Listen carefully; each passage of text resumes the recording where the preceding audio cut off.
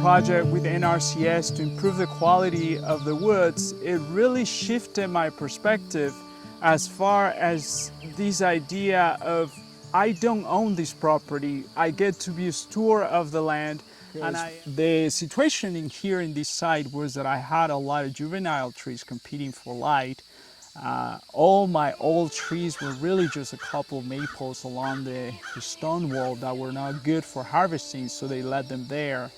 So I made the decision to disrupt the forest, to release some trees, to nourish them, to give them the light and the space for them to grow faster and bigger so that they can be those anchors in the habitats that are within the forest. And that was a conscious choice that I made.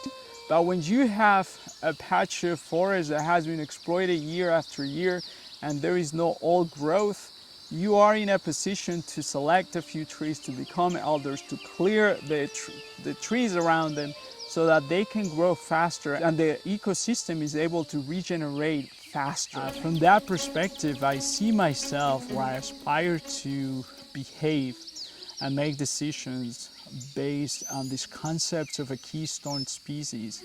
Keystone species are different species of animals or plants that have the capacity to create ecosystems and protect ecosystems for a myriad of other organisms to thrive. So you have the beaver that creates a whole habitat. You have the wolf that really has made an impact in terms of the vegetation in different parts of the country because now it's just putting more pressure on herbivores than before would just ravage all the vegetation. When I think about my interaction with the forest itself, I aspire to really have what would be a keystone impact on the land where I am making decisions that will foster biodiversity in this environment. After going through this process, I really gained deeper ownership of my role as a steward of this land. I think that has been the most significant shift for me. It's in the process of trying to find people to help me with the project. I wanted to work with someone local to invest in the community and having another way to relate to members of the community. That was really cool for me. It helped me feel that I belong here, which I think being an immigrant living in the United States and having lived all over the country, always living in cosmopolitan areas, Los Angeles, New York, and coming here really is a significant shift. When I am here, either I'm working in the woods or I'm working in the fields, it's really a feeling of belonging and belonging to the land, which is different from owning the land, is belonging with the land. So when I first acquired the property, I was very excited about the open fields because that's where I was going to grow crops and plant some fruit trees and build an orchard and gardens and all of that. And to my surprise, a year later, when NRCS came to certify the project, at that point I walked the woods with different foresters and I walked the woods with the logger who did the project.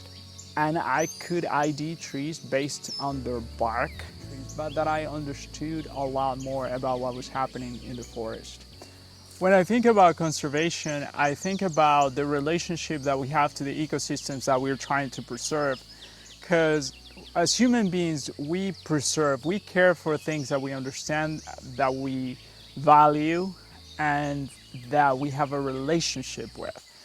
I think moving forward for me is about learning about the different legal protections that I need to put in place to make sure the conservation work that we started here is going to be kept. And you're thinking about what to do with the forest, I would say do as much research as possible, become educated, understand the historical context that has shaped the woodlands in New England or wherever you are. And also understand in the forest what animals are present, and some of them are very detrimental to the ecosystem, just like humans can be, and listen to people with different perspectives. After you have done all of that, don't be afraid of making mistakes, because at the end of the day, if you have done your research and you've talked to different people and you understand different perspectives, you're not gonna make a horrible mistake that is gonna wipe out the entire ecosystem. What's gonna happen is that you're gonna gain so much understanding and knowledge and ownership of the experience of your role as the keystone species in the woods.